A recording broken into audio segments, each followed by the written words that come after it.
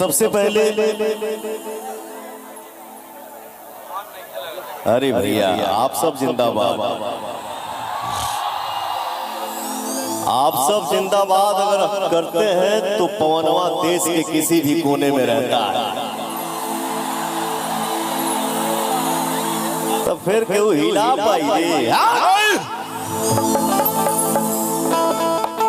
बैठ जा प्रिंस, बैठ जा। आप सबके बीच में आवे के हमके मौका मिलल तो हे भैया सबके दिल से पहला साउंड इहे आवे की चाहिए जे हम आपके सुनी और आप हमके सुनी। प्रेम से बोली शीतला भवानी मैया के। इतना प्यार से, इतना लगाव से मंच के सामने मोबाइल का ऐसा माहौल दिख रहा है जैसे लगा था कि हम फ्लाइट से कहीं लैंड कर रहे हैं। जियो जियो मेरा भाई, लव यू यार।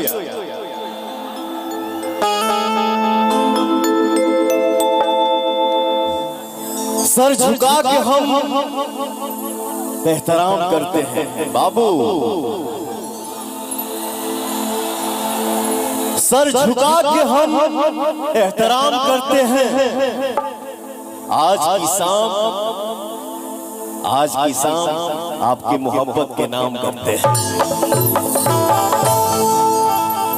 उसके बाद आपका पवन सिंह, हम पवन सिंह, आपका भाई, आपका दोस्त, आपका बेटा, आपके साथ आपके माता पिता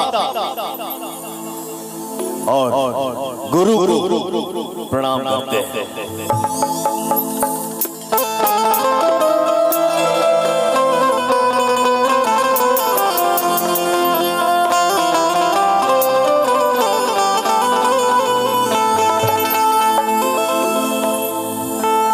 बहुत पहले से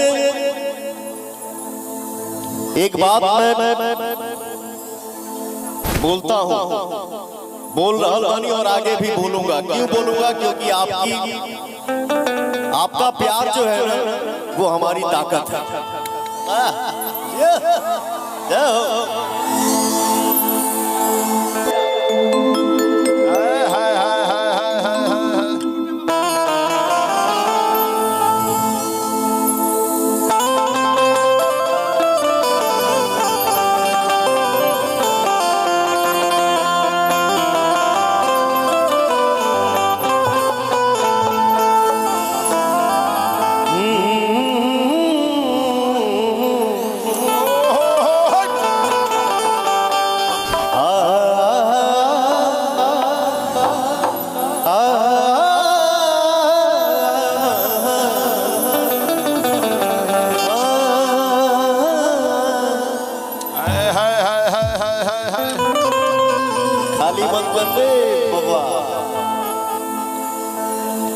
सरदा भवानी राखा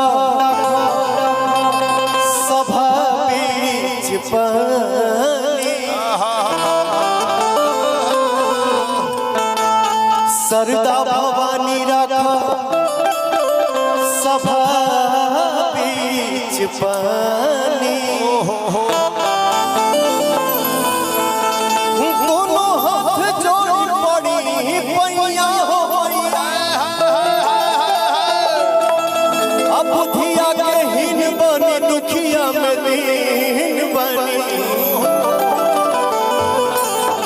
ना पूरा पढ़नी पढ़ैया।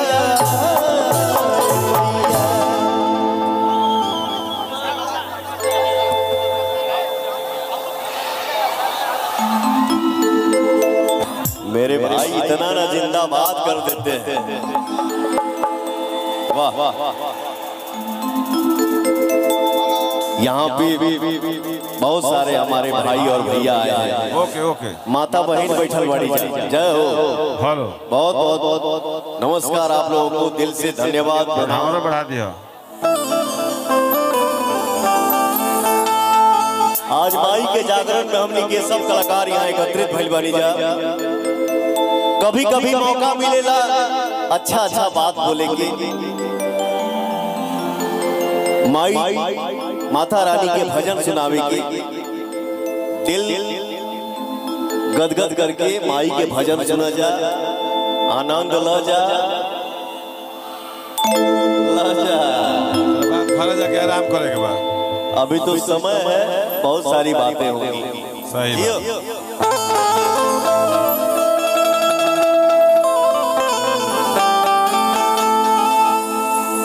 आपका भाई, आपका बेटा, आपका दोस्त ये पवन सिंह, पवन और पवनवा की आवाज जहां तक जाता, तनी सबको एक बार हाथ उठावा जाओ माता रानी के दरबार में।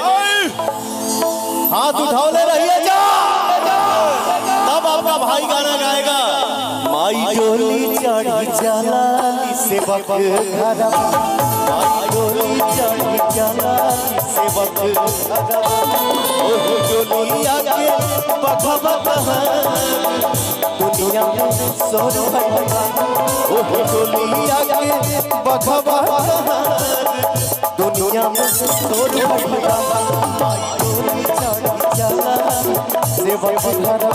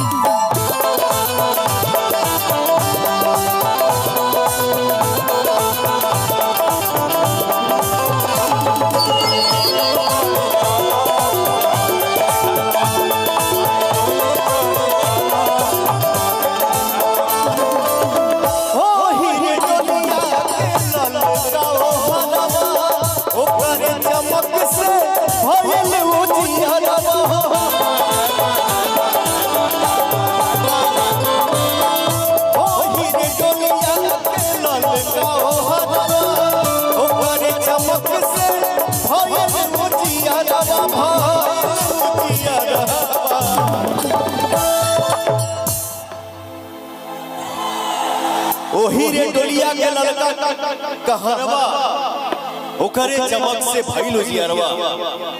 माई तुतला भवानी के दरबार में हमारे भाई, आप लोगों का ये एनर्जी, आप लोगों का श्रद्धा, ये आप लोगों का दुलार और प्यार देख के ना बेटा चाल दोनों की छोटो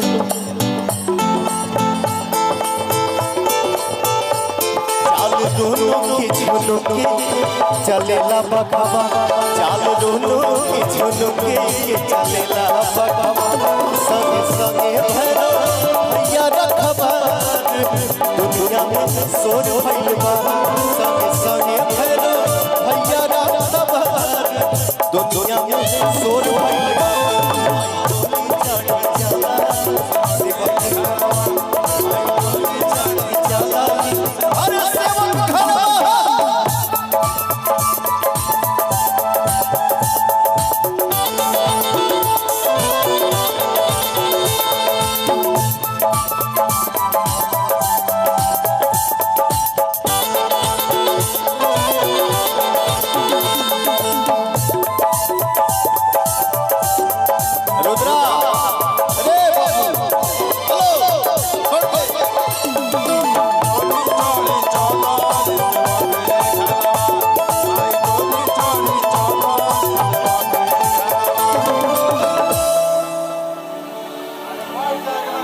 हमनी के अपने बैठ जाके बाबू, बैठ जाके बाबू, बैठ जाके बाबू। माई बाप दादा से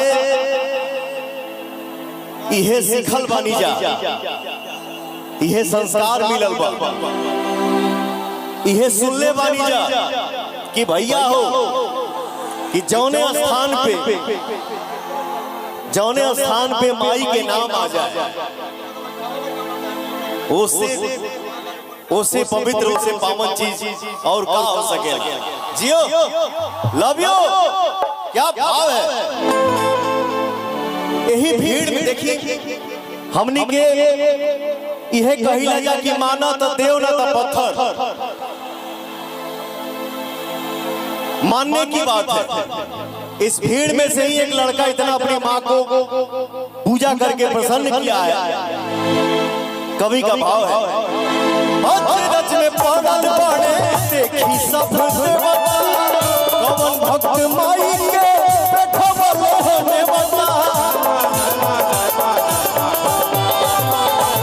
अचरज में पड़ल पड़े देखी सब देवता कवन भक्त माई के बैठवले होने बता बैठवले होने बता सज धज के चलली माई बेटा घरवा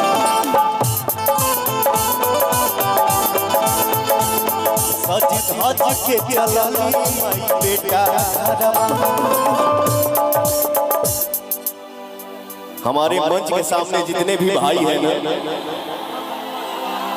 जे भी कार्यकर्ता आप लोग बानी जा, आप लोगों से हाथ जोड़ के विनती है कि किसको बैठाना है उठाना है बाएं दाएं करना है ना, हाथ से करिए मुंह से करिए बोल के, लाठी डंडा से नहीं। हमारे भाइयों के लिए भाव काफी है क्या हो भैया।